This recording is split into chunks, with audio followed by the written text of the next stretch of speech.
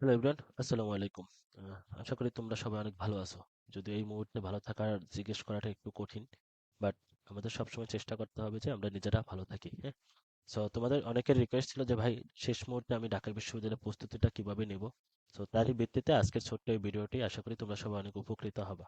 ওকে, so যারা চিনো না আমাকে, আমার নাম পরিচয় দিয়ে নিই আগেই। আমার নাম মোহাম্মদ সায়েম, পড়াশোনা করতেছি applied chemistry and chemical engineering ডিপার্টমেন্টে, ইউনিভার্সিটি অফ ঢাকা। অ্যান্ড আমি ঢাকা ইউনিভার্সিটির পজিশন আমার ছিল 1190। ওকে, আগে এই পজিশনটা তোমাদেরকে বলে দিলাম।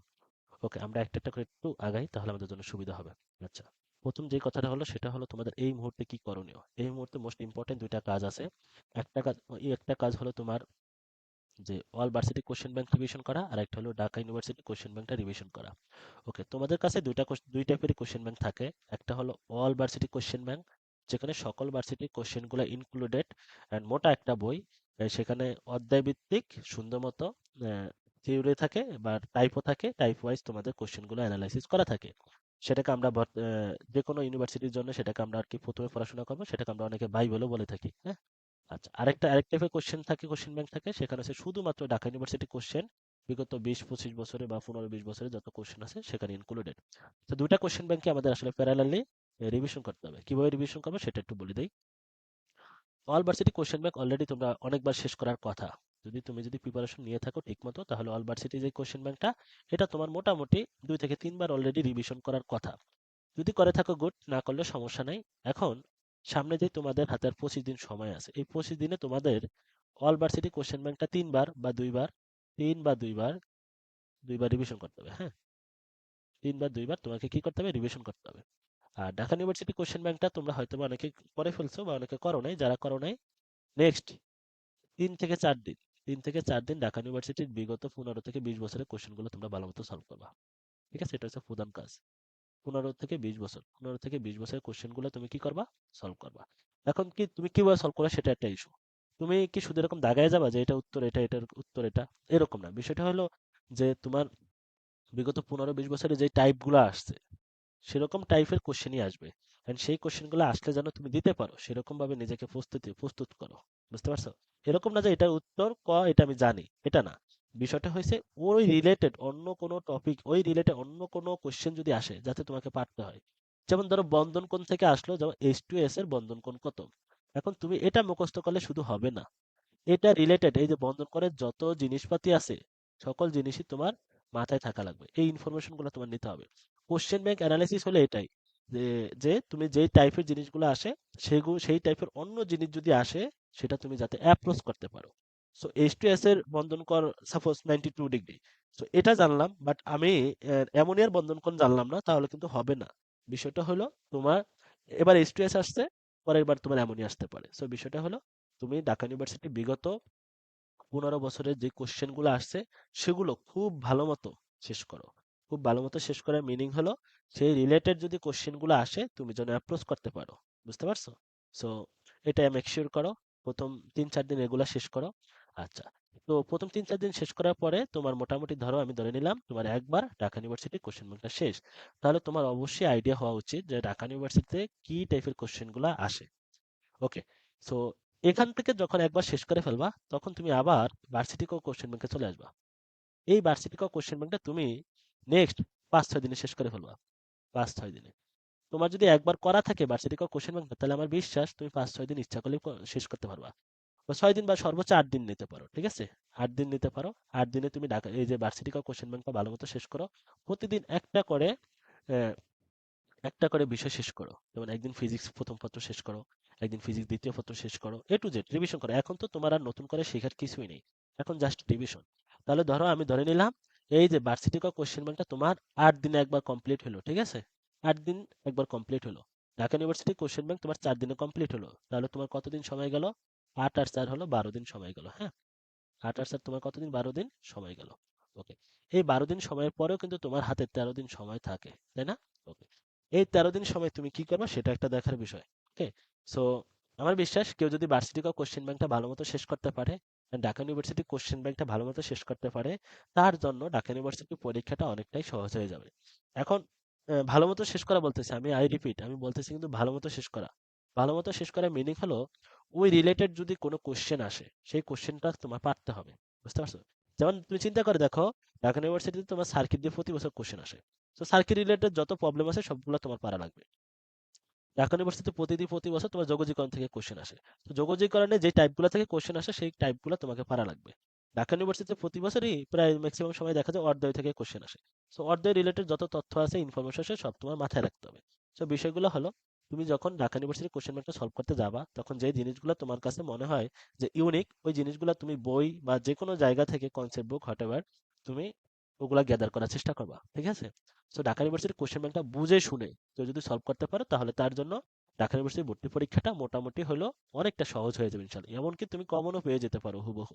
তো এটা গুরুত্বের সাথে শেষ করো, তাহলে আমাদের জন্য সুবিধা হবে। ঠিক আছে? তাহলে তোমার প্রথম দুইটা কাজ হলো ঢাকা ইউনিভার্সিটি কোশ্চেন ব্যাংক আর all varsity question bank next 10 থেকে 12 দিনের ভিতর কমপ্লিট করা। ঠিক আছে? ওকে, এটা এনশিওর করো। এটা এনশিওর করলে মোটামুটি তোমার এমসিকিউর যে প্রিপারেশনটা, সেটা মোটামুটি তোমার একটা ভালো প্রিপারেশন হয়ে যাবে ইনশাল্লাহ। ঠিক আছে? আচ্ছা, তো এখানে আরেকটু কথা এড করে রাখি, সেটা হলো তোমার কি শুধু এগুলোই করবা? না, এগুলা তো করার সুযোগ নেই। এগুলার পাশাপাশি তুমি মেইন বইয়ের যদি কেমিস্ট্রি কথা বলি, হাজারি স্যারের বইয়ের পিছনে যে এমসিকিউ গুলা, সেই এমসিকিউ গুলা তুমি সলভ করবা। তারপর সলভ করবা, এখন সলভ করা বলতে কি, যে প্রতিটা জিনিসই কি তুমি এরকম দাগাবা, মানে করে করে দেখবা না। বিষয়টা হয়েছে, তুমি তো ভাই এতদিনে আইডিয়া হওয়া উচিত যে এই কোশ্চেনটা আমি দেখলেই পারতেছি, তোমার এতদিনে আইডিয়া হওয়া উচিত, বা এতদিন তুমি এগুলো সলভ করছো যেহেতু, তাহলে তোমার ভালো মতো এগুলো সম্পর্কে একটা জ্ঞান হওয়া উচিত। তো যেটা তোমার মনে হয় যে দেখলেই পারবো, ওই কোশ্চেন গুলো তোমার আর খাতায় করার দরকার নাই। বুঝতে পারছো? তুমি ওগুলা জাস্ট এরকম টিক দিয়ে যাবা, বা ইটস ওকে আমি পারতেছি, পারবো। বাট যেগুলো তোমার কাছে নতুন মনে হয় সেগুলো তুমি খাতায় প্র্যাকটিস করো। ক্লিয়ার? তাহলে দেখবা খুব দ্রুত তুমি আসলে অনেক কিছু শেষ করতে পারতেছো, যেহেতু হাতে সময় কম। নতুন করে কিছু শিখার নাই, যেগুলো শিখছো ওগুলাই যদি তুমি পারফেক্টলি শেষ করতে পারো, তাহলে আমার বিশ্বাস তুমি ভালো কিছু করতে পারবে ইনশাল্লাহ। ওকে? আচ্ছা, এবার আসো অনেকের একটা কমন প্রবলেম, সেটা হলো রিটেন এক্সামের প্রস্তুতি কিভাবে নিবা। রিটেন এক্সামের প্রস্তুতির জন্য তুমি দেখো, রিটেনে কি কঠিন কিছু আসে? না। তুমি, তোমাকে একটা কথা বলি, সেটা হলো ফিজিক্সের কথা যদি বলি, ফিজিক্সে বইয়ের যে ছোটখাটো উদাহরণগুলো আছে না, ফিজিক্সের বইয়ের যে ছোটখাটো উদাহরণ, এই উদাহরণগুলো একটু সলভ করো। বুঝতে পারছো? বেশি কঠিন কিছু কিন্তু আসার সুযোগ নেই, কারণ তোমাকে ঢাকা ইউনিভার্সিটির যে কোশ্চেনের যে অ্যান্সার করার যে জায়গা, সেটা কিন্তু খুবই লিমিটেড। সো বড় কোনো ম্যাথ তো আসবেই না। সহজ জিনিসগুলো আসবে, সেগুলো হয়তো একটু প্যাসে আসবে, ওই প্যাসটা তোমাকে ধরতে হবে। কারণ ফিজিক্সে যদি বলি, ঘর্ষণ খুব ইম্পর্টেন্ট একটা টপিক। ঠিক আছে? ঘর্ষণ দিয়ে তোমাকে একটা ম্যাথ আসতে পারে। তো ঘর্ষণের কনসেপ্টটা ভালো মতো ক্লিয়ার হয়ে যাও। ব্যাংকিং কোণ খুবই ইম্পর্টেন্ট একটা টপিক। তো এই জিনিসগুলো তোমাকে ক্লিয়ার থাকা লাগবে। হ্যাঁ? ব্যাংকিং কোণ, তারপর তোমার সার্কিটের কথা বললাম, তাপগতিবিদ্যা, তোমার কার্নো ইঞ্জিন।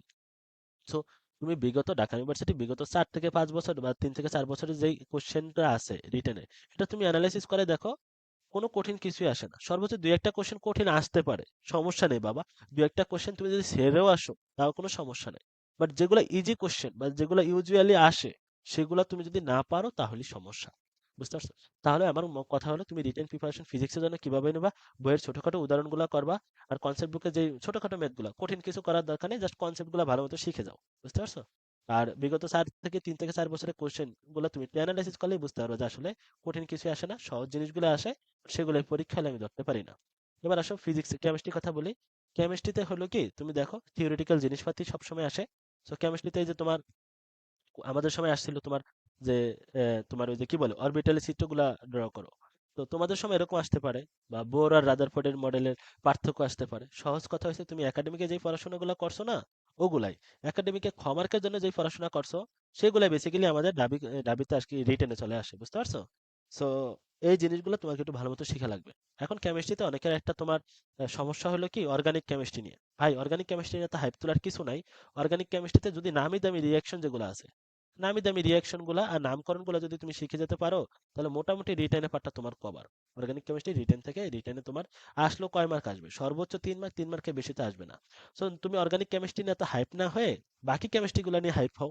তো তোমার অর্গানিক কেমিস্ট্রি নামি দামি রিয়াকশন শিখলে তোমার 3 মার্ক আসা আসা উচিত, বা আসবে ইনশাল্লাহ। আর বাকি 7 মার্ক যেটা, সেগুলো তোমার বিভিন্ন জায়গা থেকে আসবে, সেই জায়গাগুলো তুমি এনশিওর করো। যেমন তোমার এরকম আসতে পারে যে সিওডি বিওডি কি কি কাজে ইউজ হয়, বা সিওডি বিওডি মান কি কি কাজে ইউজ করা হয়, এরকম জিনিসগুলা, মানে সহজ জিনিসগুলা। তারপর তোমার বাফার সলিউশন দিয়ে আসতে পারে। তারপর তোমার আয়নীকরণ বিভব। মানে সহজ কথা হচ্ছে কি, তোমার ওই যে থিওরিটিক্যাল যে কোশ্চেন গুলো আছে না, ওগুলা তোমার ভালো মতো আইডিয়া থাকা লাগবে। হ্যাঁ? এখন এগুলা ভাই আইডিয়া কিভাবে নিব? আইডিয়া নেওয়ার জন্য তোমার একাডেমিক বইগুলো একটু ফলো করা উচিত, বিশেষ করে হাজার স্যারের বই যদি কেউ পড়ে থাকো, গুড।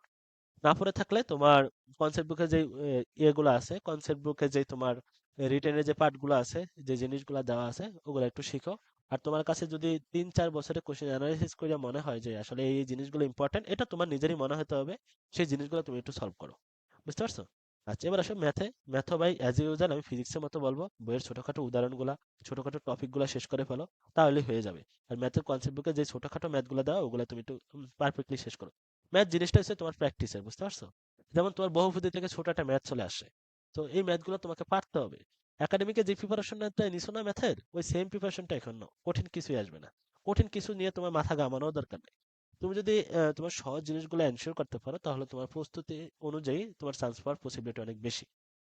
বুঝতে পারছো? আর বায়োলজি, বাংলা এসবের কথা বলবো যে তুমি কোশ্চেন ব্যাংকগুলো দেখো, আগের কোশ্চেনগুলো অনুযায়ী তুমি পড়াশোনা করো। ঠিক আছে? এই জিনিসগুলো হচ্ছে তোমার নিজের দায়িত্ব। তুমি বিগত 3 থেকে 4 বছরের কোশ্চেন যদি বুঝে যাও, তাহলে তুমি বুঝতে পারবে অ্যাকচুয়ালি যে বায়োলজি কোথা থেকে কোশ্চেনগুলো আসে, কার কার পার্থক্য আসে। তো এই জিনিসগুলো তোমাকে একটু ফোকাসে রাখতে হবে। তো ওভারঅল রিটেন নিয়ে তেমন একটা কঠিন প্রস্তুতি নেওয়ার দরকার নেই, জাস্ট বইয়ের ছোটখাটো উদাহরণ আর কেমিস্ট্রির কথা যদি বলি, বইয়ের যে গুরুত্বপূর্ণ অনুধাবনগুলো, ওগুলো ভালো মতো শেষ করো। বুঝতে পারছো? সো যেমন তোমাকে দিয়ে দিতে পারে যে আসলে নিচের কোনটার অম্লত্ব বেশি, বা নিচের কোনটার বেশি অম্ল, সবচেয়ে বেশি অম্ল, সবচেয়ে বেশি ক্ষারীয়। সেই জিনিসগুলো তো তোমার বইতে স্পষ্টভাবে বলা আছে, তাই না? সেই ফ্যাক্টর গুলো ভালো মতো শিখো। তোমার আসতে পারে যে ওই যে গ্রিন হাউস ইফেক্ট নাকি কি জন্য ছিল ওটা, ওই যে 12টা নীতি ছিল, হ্যাঁ। তো এই জিনিসগুলো আসতে পারে, এই জিনিসগুলো ভালো মতো শিখে যাও। ঠিক আছে? বইয়ের যে অনুধাবনগুলো ভালো মতো শিখে যাও। ঠিক আছে? গ্রিন কেমিস্ট্রি মূলনীতি 12টি, ওটা হ্যাঁ, ওগুলো ভালো মতো শিখে যাও। যে জিনিসগুলোই তোমার নিজেরটা নিজেকে ধরতে হবে, হ্যাঁ। আচ্ছা, এবার অনেকে আসো যে আমাদের ফাইনাল মডেল টেস্টের যে অবস্থাটা বা কিভাবে দেওয়া উচিত। এখন ধরো তোমার একটা কাজ করতে পারো, সেটা হলো ওই যে তোমাকে আমি একটা কথা বলছিলাম না, যে তোমার একদিনে তুমি একটা করে অধ্যায় শেষ, সরি একটা করে চ্যাপ্টার, একটা করে বিষয় শেষ করে ফেলো। তো ফাইনাল মডেল টেস্টে কি হয়, তোমার প্রথমে সাবজেক্ট ফাইনাল হয়। ওই সাবজেক্ট ফাইনালে আগের দিন তুমি ওই যে আমি যদি তোমাদেরকে বললাম না যে একদিনে, এই যে এখানে দেখো এই স্লাইডে বলছিলাম না, যে তোমার এই যে একদিনে একটা করে তোমার সাবজেক্ট শেষ করো।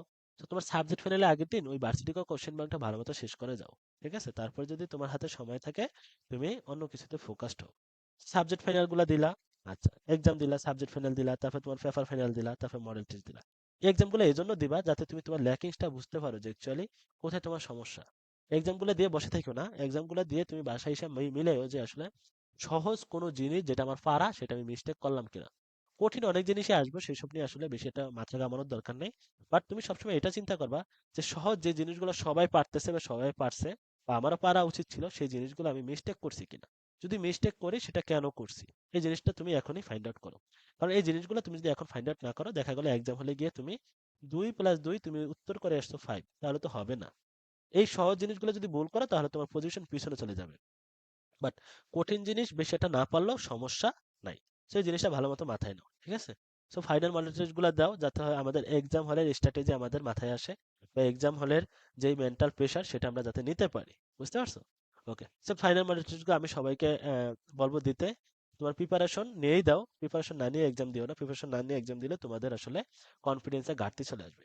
ঠিক আছে? সো ফাইনাল মডেল টেস্ট থেকে তোমার মার্কটা ইস্যু একটা, তো মার্কটা যেটাই আসুক সমস্যা নেই, বাট সবচেয়ে বড় ইস্যু হলো তুমি সহজ কোনো জিনিস মিস্টেক করে আসতেছো কিনা, টাইমের ম্যানেজমেন্ট তোমার ঠিক আছে কিনা, এই জিনিসটা তোমার এনশিওর করা। ওকে?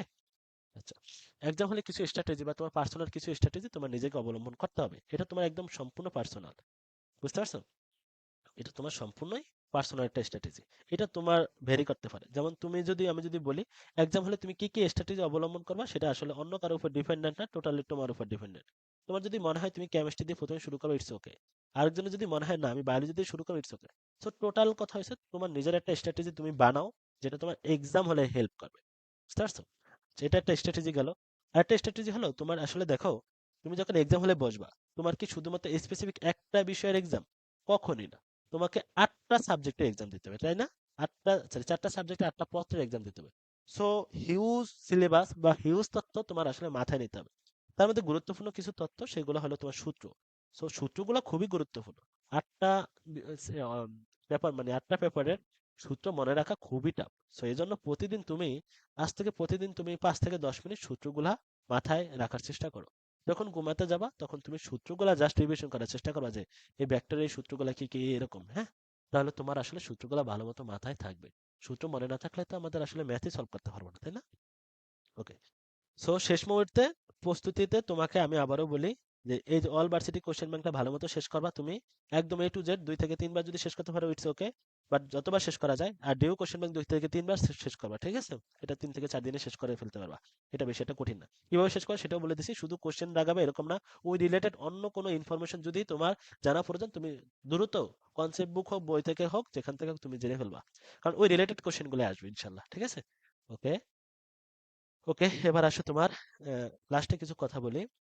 আমি এই গাইডলাইন সেশনটা বড় করতে চাচ্ছি না, এজন্য যে কথা বলে অনেক বলা যায়, বাট দিন শেষে তোমার বেশ একটা ইফেক্টিভ হবে না। আমি চাই না তোমাদের এই মোমেন্টে আসলে সময় নষ্ট হোক। সো তোমাদেরকে যে জিনিসটা আবারও ফোকাস করে দিতে চাই সেটা হলো কোশ্চেন ব্যাংকগুলো ভালো মতো শেষ করো। সেই রিলেটেড বই তথ্য তোমার বই থেকে জানার চেষ্টা করো, যাতে সেই রিলেটেড কোনো কোশ্চেন আসলে তুমি অ্যাপ্রোচ করতে পারো। আচ্ছা, এখানে দেখো রেড অ্যালার্ট দিয়ে রাখছি। কেন রেড অ্যালার্ট দিয়ে রাখছি? এই জিনিসগুলো আসলে আমাদের অনেক হ্যাম্পার করে এই জন্য। দেখো, তোমাকে প্রথম যেই জিনিসটা, এটা মেক শিওর করবা যে ইজি থিংস ক্যান গো রং, মানে সহজ জিনিস যাতে কখনো ভুল না যায়। আমি আবারও একটু আগে বলে আসছিলাম যে সহজ জিনিস ভুল করলে তোমার জীবন শেষ, বাট ইজি কঠিন জিনিস যদি তুমি পারো তাহলে তোমার জীবন যে বেশি একটা উন্নতি হবে এরকম না। বাট কঠিন জিনিস এ ফোকাস কম রেখে সহজ জিনিসে তোমরা কি করবা, বেশি ফোকাস থাকবা। যে একটু আগে একজন বলছিল না যে ভাই, যে অর্গানিক কেমিস্ট্রিতে পারি না বা অর্গানিক কেমিস্ট্রি খুব কঠিন। ভাই, তোমার সমস্যা নাই, তুমি যদি ওই যে আমাদের যে সরি তুমি যদি দাবি কয়ের বিগত 15 বছর অর্গানিক কেমিস্ট্রি তুমি বুঝে সলভ করতে পারো, তাহলে তুমি মোটামুটি এমসিকিউর জন্য প্রিপেয়ার্ড, ঠিক আছে? আমি আবার বলি, বুঝে সলভ করা। হুবহু কমন আমি কখনোই বলিনি, বুঝে সলভ করা মানে ওই রিলেটেড তথ্য আসলে যাতে পারো। সো ওগুলা শেষ করো। ভার্সিটি কলেজ যে এমসিকিউ গুলো আছে সেগুলো শেষ করো। আর রিটেনের জন্য আমি বলেই দিছি যে নামি দামি রিয়াকশন গুলো শেষ করো, তাহলে হয়ে যাবে ইনশাল্লাহ। সমানতা থেকে আসতে পারে, সেই জিনিসগুলো একটু শেষ করো। আর এখানে যদি তোমার মনে হয় যে কোনো একটা অধ্যায় তোমার জন্য খুব কঠিন, ওই অধ্যায়টা আপাতত একটু পরে পড়ো। আগে বাকি অধ্যায়গুলো তুমি মেক শিওর করো যে বাকি অধ্যায়গুলো থেকে আসলে যাতে আমি দিতে পারি। এখন দেখো, তুমি অর্গানিক কেমিস্ট্রি নিয়ে 2 থেকে 3 দিন খাটলা গাধার মতো, 3 মার্ক আসবে কিন্তু। তো 2 থেকে 3 দিন তুমি পরে খাইটো, আগে তুমি বাকি 7 মার্ক এনশিওর করো ওরে বাবা। বা পরে তোমার হাতে সময় থাকলে তুমি 3 মার্কের জন্য খাটো, সমস্যা নেই তো। বাট তুমি বাকি 7 মার্ক পাইলে তো তোমার অনেক মার্ক, তাই না? বাকি 7 মার্কের ভিতর যদি তুমি 4 মার্ক পাও তাহলে তো বিপদ। বাকি সাথে তুমি 7 এনশিওর করে ফেলো, তাহলে তো হলো। আচ্ছা, এবার আসো ওভার থিঙ্কিং। আমাদের এটা অনেকেরই আসে যে ওভার থিঙ্কিংটা হলো কি, যে দেখো, তোমাদের হয়তো ঢাকা ইউনিভার্সিটিতে ফলাফল পরীক্ষা দিবে 1 লাখ প্লাস। বাট তোমার হয়তো মনে হতে পারে যে আমি খুব একটা প্রত্যন্ত অঞ্চলের একটা স্টুডেন্ট, আমি কিভাবে ঢাকার নামি দামি কলেজের স্টুডেন্টের সাথে কম্পিট করব, তাই না? সো বিষয়টা হচ্ছে কি, তুমি চিন্তা করলে বুঝতে পারবা বা আমরা অ্যানালাইসিস করে দেখতে পাইতেছি ভাই, যে মোটামুটি অ্যাডমিশন টেস্টে 30 থেকে 40 হাজার ফুলাফান সব জায়গায় কম্পিটিশন করে। বাকি যে 60 হাজার ফুলাফান এরা পড়াশোনাই করে না, শুধু ফর্ম তুলে বাপ মার টাকা নষ্ট করে। তো অ্যাকচুয়ালি 30 থেকে 40 হাজার ফুলাফানের সাথে আসলে কম্পিটিশনটা হয়। তার মধ্যে একটা হিউজ স্টুডেন্ট আসলে আমাদের মেডিকেলে চান্স পেয়ে গেছে, সো তারা আর ঢাকা ইউনিভার্সিটির প্রতি ঝুঁকবে না আশা করি। ঠিক আছে? সো এরকম চিন্তা করার দরকার নেই ভাই, ওভারঅল এত মানে ইনফরমেশন নেওয়ারই দরকার নেই। ওভার থিঙ্কিং তোমার করারই দরকার নেই। তুমি চিন্তা করে দেখো, তোমার যে মেডিকেল ভর্তি পরীক্ষা হইলো, এখানে তুমি একটু অ্যানালিসিস করে দেখবা প্রত্যন্ত অঞ্চলের স্টুডেন্ট কিন্তু অনেক চান্স পেয়েছে, অনেক ভালো করছে ঢাকার নামি দামি কলেজের স্টুডেন্ট থেকে। বিষয়টা হচ্ছে, তোমার ভিতর যদি পটেনশিয়াল থাকে, তুমি যে কোনো জায়গা থেকেই টপ করতে পারবা, কোনো সমস্যা নেই। সো ওভার থিঙ্কিং করো না তুমি। একটা আমি নিজে পার্সোনালি খুবই প্রত্যন্ত একটা অঞ্চলের স্টুডেন্ট ছিলাম। সো আমি যেহেতু পারছি, তাহলে তুমি অবশ্যই পারবা। আমারও কনফিডেন্স ওরকম ছিল যে আমি অবশ্যই পারবো, আমি পড়াশোনা করতেছি, আমি পারবো, ঠিক আছে? এটাই। আচ্ছা, এখন দেখো, সোশ্যাল মিডিয়া আইসো না, কেন আইসো না? কয়েকটা কারণে। একটা কারণ হলো, যেহেতু ঢাকা ইউনিভার্সিটির পরীক্ষার যেহেতু মেডিকেলের রেজাল্ট দিয়ে দিছে, এখন দেখবা মেডিকেলের যারা কোচিং ব্যবসায়ী, ওরা শুধুমাত্র ভাই ওই যে যারা মেডিকেলে চান্স পেয়েছে ওদের দিয়ে এই লাইভ করাবে, ওই লাইভ করাবে। তোমার হয়তো বা একটু হলে মনে কষ্ট হইতে পারে, যেমন আমার হয়েছিল। আমাদের সময় মেডিকেলের পরীক্ষা হয়েছিল 2 মাস আগে। তো ভাই, ওরা দেখতাম এই সেলিব্রেশন করে, ওই করে, যেটা আমার পার্সোনালি খুব হিট লাগতো, মানে খুব খারাপ লাগতো যে ভাই, আমি এত গাদার মতো খাটতেছি, আমি তো চান্স পাইতেছি না। এখন বিষয়টা হয়েছে, যারা আসলে আমি এখনো চান্স পাইনি, বাট ওরা আসলে সেলিব্রেট করতেছে, যারা আসলে পরিশ্রমী, তোমরা আসলে চান্স পাবাই ইনশাল্লাহ। আর ওরাও পরিশ্রম করে, ওরা মেডিকেলে টিকছে, সো আসলে সেলিব্রেট করার রাইট ওদের আছে, এটা নিয়ে আসলে মনক্ষুণ্ণ হওয়ার কোনো কারণ নেই। বাট তুমি এই মোমেন্টে আসলে সোশ্যাল মিডিয়াটা একটু হলেও মানে ইনঅ্যাক্টিভ রাখো, যাতে করে তোমার আসলে এইসব জিনিসপাতি তোমার সামনে না আসে, ঠিক আছে? তুমিও সেলিব্রেট করবা বোকা, তুমিও তো অবশ্যই সেলিব্রেট করবা, তুমি যখন চান্স পাও তুমিও সেলিব্রেট করবা, ইটস ওকে, এটা তো কমন লজিক, তাই না? আচ্ছা, এবার আসো কাট মার্ক নিয়ে তোমাদের যদি প্রশ্ন থাকে, সেটা আমি বলবো 70 প্লাস মার্ক তোলার চেষ্টা করো। 70 প্লাস মার্ক তোলার চেষ্টা করো, তাহলে মোটামুটি মানে ভালো কিছু করতে পারবে ইনশাল্লাহ, ঠিক আছে? এমসিকিউ তে তুমি ধরো যদি 45 পাও, আর না, এমসিকিউ তে তুমি যদি 50 পাও, 50, আচ্ছা এমসিকিউ তে ধরলাম তুমি 45 পেলা, ঠিক আছে? আর সিকিউ তে তুমি 25, তাহলে মোটামুটি 70 মার্ক হয়ে যায়। দেখো অনেক মার্ক কিন্তু, তাই না? তো 70 মার্ক তুমি অনেকভাবেই পাইতে পারো, কোনো সমস্যা নেই। বাট তোমার প্রস্তুতিটা যদি গোছানো থাকে তুমি 70 আপও তুলতে পারবা, ঠিক আছে? সহজ জিনিসগুলা শুধু মিস করা যাবে না। তোমার প্রস্তুতি যদি ভালো থাকে তাহলে সহজ জিনিস যদি মিস না করো তুমি ভালো মতো চান্স পাবা, ঠিক আছে? আচ্ছা, আর এখানে একটা লেখা আছে দেখো, খুবই সুন্দর একটা উক্তি। এটা আসলে আমাকে অ্যাডমিশন টাইমের সময় অনেক হেল্প করছে, বুস্ট করছে অনেকভাবে। যে but they plan and Allah plans, Allah is the best of planner, ঠিক আছে? প্ল্যানার্স। ওকে, মানে বিষয়টা হচ্ছে তোমরা যে তুমি আমি যে পরিকল্পনা করি না কেন, আল্লাহ যেটা পরিকল্পনা করবে ওটাই সবচেয়ে বেস্ট। আল্লাহ যদি চায় আমাদের কপালে অনেক কিছু হবে, আল্লাহ যদি না চায় অবশ্যই হবে না। সো যে আমাদের দায়িত্ব কি অ্যাজ এ স্টুডেন্ট, তোমার দায়িত্ব হলো জঘন্য রকমের পরিশ্রমী হওয়া। জঘন্য রকমের পরিশ্রমী, জঘন্য মানে জঘন্য, ঠিক আছে? জঘন্য রকমের তোমার পরিশ্রমী হতে হবে। তুমি তো আসলে চাইলে তোমার মানে চান্স পাবা না যদি আল্লাহ না চায়। তো তোমার দায়িত্ব হলো তোমার জঘন্য রকমের পরিশ্রমী হওয়া, এন্ড অ্যাডমিশন টেস্ট দিয়ে এসে তুমি যাতে বলতে পারো আমি আমার বেস্টটা দিছি, হোক না হোক সেটা আল্লাহর উপর ডিপেন্ডেন্ট। তোমার এই কথাটা জাস্ট বলতে পারলেই হবে, ঠিক আছে? ইনার স্যাটিসফ্যাকশন বলতে একটা কথা আছে। বাট তোমার যদি এরকম কখনো না হয় যে আমি আর একটু পরিশ্রম করলে হয়তো বেটার করতে পারতাম, সেটা যাতে না হয়। এই 25 দিন তুমি মানে তোমার লাইফে যত যাই হোক, এই 25 দিন তুমি গাধার মতো খাটো ভাই, মানে খাটবাই, কোনো করার কিছু নাই। কোশ্চেন ব্যাংকগুলো 2 থেকে 3 বার শেষ করো। ভার্সিটি ক কোশ্চেন ব্যাংক, ঢাবি ক কোশ্চেন ব্যাংক 2 থেকে 3 বার শেষ করো। তোমার নোটটা রিভিশন করো। মেইন বইয়ের গুরুত্বপূর্ণ তথ্যগুলা মাথায় নাও। তো এই জিনিসগুলো তোমার করা লাগবে তো, না করে তো উপায় নেই। তুমি যদি এখন শুধু গাইডলাইন সেশনই দেখো তাহলে হবে না। কারো গাইডলাইন দেখার দরকার নেই, তোমাকে আমি যা বললাম তা মনোযোগ দিয়ে শুনো। মনোযোগ দিয়ে সেগুলো তোমরা বাস্তবিক লাইফে প্রয়োগ করো, তাহলেই হবে ইনশাল্লাহ, ঠিক আছে? সো ওভার থিঙ্কার হয়েও না। সোশ্যাল মিডিয়াকে ইনএক্টিভ রাখো, কাটমার্ক যেটা বললাম, আর সে সহজ জিনিস যাতে মিস্টেক না করো, ওকে? সো ওভারঅল মোটামুটি তোমরা যদি এই ওয়েতে আগাইতে পারো তাহলে মোটামুটি তোমাদের প্রস্তুতিটা খুবই গুছানো হবে। তাহলে ইনশাল্লাহ তোমরা ভালো কিছু করতে পারবে, হ্যাঁ? আর ফাইনাল মডেল টেস্টে তোমার মার্ক যাই আসুক সেটাকে দিন দিন ইমপ্রুভ করার চেষ্টা করো। আর সবগুলো ফাইনাল মডেল টেস্ট দাও। তুমি কম পাও বেশি পাও দাও। এখান থেকে ল্যাকিংস গুলো দ্রুত ফাইন্ড আউট করো, অতি দ্রুত ফাইন্ড আউট করো, ঠিক আছে? আর কোশ্চেন ব্যাংকটা সলভ করার স্ট্র্যাটেজিও বলে দিলাম। সো ওভারঅল সর্বশেষ লাইন, যে বি রিলিজিয়াস। আল্লাহ না চাইলে তুমি কিছুই করতে পারবে না, ঠিক আছে? বা তোমার সৃষ্টিকর্তা না চাইলে তুমি কিছুই করতে পারবে না। সো যে যে ধর্মের আছে সেই ধর্মের নিয়ম কানুন গুলো ভালো মতো ফলো করি, যাতে আমাদের আসলে অ্যাডমিশন টেস্টটা স্মুথ যায়, ইনশাল্লাহ যাবে। তোমাদের নেক্সট একটা আরেকটা ছোট্ট একটা গাইডলাইন দিব যে ভর্তি পরীক্ষায় মানে এক্সামে তুমি কি করবে আর কি, ঠিক আছে? সো আশা করি তোমাদের অনেক কনফিউশন ক্লিয়ার হয়ে গেছে। সো এখানে সেখানে গাইডলাইন সেশন না খুঁজে তুমি নিজের পড়াশোনায় ফোকাস থাকো, একদম ফোকাস থাকো। তোমার বন্ধু চান্স পেয়েছে, এখানে তোমার মন খারাপ করার কিছু নেই, তুমিও চান্স পাবা, ঠিক আছে? কোনো সমস্যা নেই, তোমরা দুজন একসাথে সেলিব্রেট করবা, ওকে? সো দেখা হবো পরবর্তী কোনো দিনে। তারপর যদি তোমাদের কোনো প্রবলেম থাকে আমাকে সবসময় নক করো, আমি চেষ্টা করবো আমার সর্বোচ্চটা দেওয়ার, ইনশাল্লাহ। ওকে, আল্লাহ হাফেজ।